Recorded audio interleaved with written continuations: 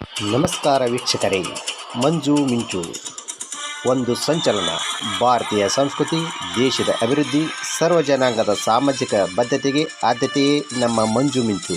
ಮಂಜು ಮಿಂಚಿನ ಸಂಚಲನದ ಮಾಹಿತಿ ಮಂಜುನಾಥ್ ಎಂ ಮಾಳಗಿ. ಓಂ ಆದಿಶಕ್ತಿ ದೇವಿ ನಮಃ.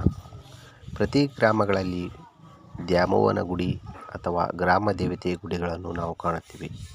ಅಂತಹ ಒಂದು ವಿಶೇಷವಾದ ದ್ಯಾಮವ್ವನ ಗುಡಿ ದೇವಸ್ಥಾನವನ್ನು ನಾವಿಂದು ನೋಡಬಹುದಾಗಿದೆ.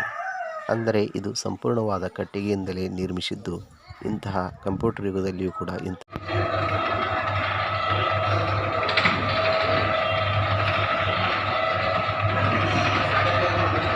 ಹಲೋ ವೀಕ್ಷಕರೇ, ಇದು ಮಂಜು ಮಿಂಚಿನ ಮಾಹಿತಿ. ಮಂಜು ಮಿಂಚಿನ ಮಾಹಿತಿಯೊಂದಿಗೆ ನಾವು ಕ್ಷೇತ್ರ ದರ್ಶನದಲ್ಲಿ ಬಂದಿದ್ದೇವೆ. ಕ್ಷೇತ್ರ ಅಂದರೆ ಉತ್ತರ ಕನ್ನಡ ಕಾರವಾರ ಜಿಲ್ಲಾ ಎಂದೇ ಎರಡು ಹೆಸರುಗಳಿಂದ ಕರೆಯಲ್ಪಡುವಂಥ ಹಳ್ಯಾಳ ತಾಲೂಕು ಬೆಳವಟಿಗೆಯ ಗ್ರಾಮಕ್ಕೆ ಬಂದಿದ್ದೇವೆ.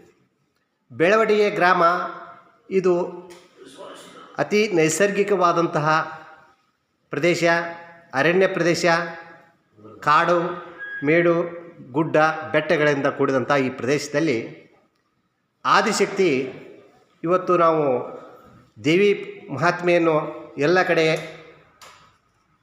ಅತಿ ಭಕ್ತಿಯಿಂದ ಪೂಜಿಸುತ್ತಾ ಪಾರಾಯಣವನ್ನು ಕೇಳ್ತೇವೆ. ಅದರ ಮುಖ್ಯ ಭಾಗ ಎಂಬಂತೆ ಆದಿಶಕ್ತಿ ಈ ದ್ಯಾಮವ್ವ ಗುಡಿ ಗ್ರಾಮ ದೇವತೆ ಎಂದು ಪ್ರಸಿದ್ಧಿ ಪಡೆದಿರುವಂಥ ಗ್ರಾಮ ದೇವಿ ಗುಡಿ. ಅಂದರೆ ಪ್ರತಿ ಗ್ರಾಮದಲ್ಲಿಯೂ ಕೂಡ ಈ ದೇವಿಯ ಗುಡಿ ಇರ್ತದೆ. ಅದರಂತೆ ಇದು ಪುರಾತನ ಕಾಲದಿಂದಲೂ ಇರುವಂಥ ಈ ದೇವಸ್ಥಾನಕ್ಕೆ ಈಗ ಹಿರಿಯರು ಹೇಳಿದ ಪ್ರಕಾರ 29 ವರ್ಷಗಳ ಹಿಂದೆ ಈ ಒಂದು ದೇವಿಯ ಜಾತ್ರೆ ಈ ಗ್ರಾಮದಲ್ಲಿ ಜರುಗಿತ್ತು. 29 ವರ್ಷಗಳ ನಂತರ ಈ ಗುಡಿಗೆ ಒಂದು ಮಹತ್ವರವಾದಂತಹ ನವೀಕರಣಗೊಳಿಸಿ ಕಟ್ಟಿಗೆಯಿಂದಲೇ ಈಗ ನಾವು ಬೇರೆ ಬೇರೆ ಗುಡಿಗಳನ್ನು ನೋಡ್ತೇವೆ, ಜಕಣಾಚಾರ್ಯ ಗುಡಿಯನ್ನು ನೋಡ್ತೇವೆ. ಅದೇ ಥರನಾಗಿ ಇಲ್ಲಿ ನಾವು ವಿಶೇಷವಾದಂಥ ಒಂದು ನಾವು ಇಲ್ಲಿ ವೀಕ್ಷಣೆ ಏನಂದರೆ ಮರದ ಕಟ್ಟಿಗೆಯಿಂದ ಕೆತ್ತನೆಯ ಕುಸುರಿ ಕೆಲಸಗಳನ್ನು ತಾವಿಲ್ಲಿ ಕಾಣಬಹುದು. ಕಾರಣ ಈ ಒಂದು ಸೂಕ್ಷ್ಮವಾದಂಥ ಕುಸುರಿ ಕೆಲಸವನ್ನು ಅತ್ಯಂತ ಮಾರ್ಮಿಕವಾಗಿ ನಯನ ಮನೋಹರವಾಗಿ ಇಲ್ಲಿ ಕೆತ್ತಿಸಲಾಗಿದೆ. ಅದರಂತೆಯೇ ಕೂಡ ಈ ದೇವಿ ಗುಡಿಯು ಈ ಭಾಗದ ವಿಶೇಷವಾಗಿ ನೋಡುವಂತಹ ಪ್ರೇಕ್ಷಕರಿಗೆ ಭಕ್ತರಿಗೆ ಇದು ಒಂದು ಮುಖ್ಯವಾದ ಸ್ಥಳವಾಗಿದೆ. ಕಾರಣ ತಾವಿಲ್ಲಿ ಕೆತ್ತನೆ ಕೆಲಸಗಳನ್ನು ಕೂಡ ತಾವು ಕಣ್ಣಾರೆ ಕಾಣಬಹುದು. ಇಂತಹ ಒಂದು ಮಹತ್ತರವಾದಂಥ ನಮ್ಮ ಭಾರತ ದೇಶದ ಸಂಸ್ಕೃತಿ ಭಕ್ತಿ ಮಾರ್ಗ, ಆಧ್ಯಾತ್ಮಿಕ ಮಾರ್ಗ.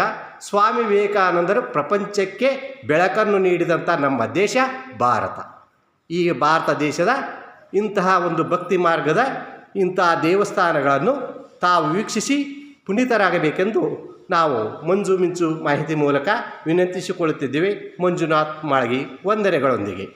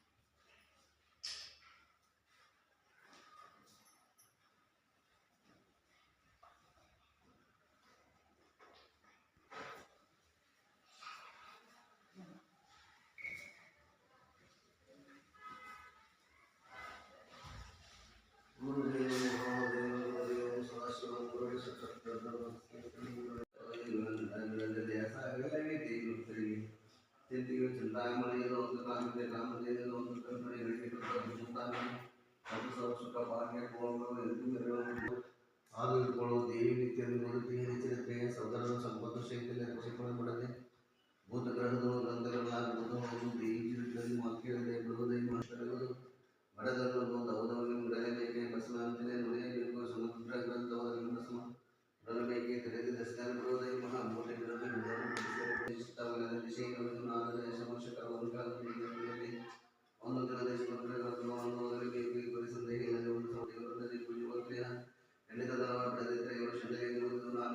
ವಾಕ್ಯನು ಆಕೆಯು ತಾನು ಅಂತ್ಯದಲ್ಲಿ ಆಸನ ಪೂಜೆ ಮಾಡಿರುವಂತಹ ಪೂಜಿಸಲು ಪೂಜಿಸಲು ಅಧ್ಯಾಯ ಪೂಜಿಸಿದನು ದೇಹ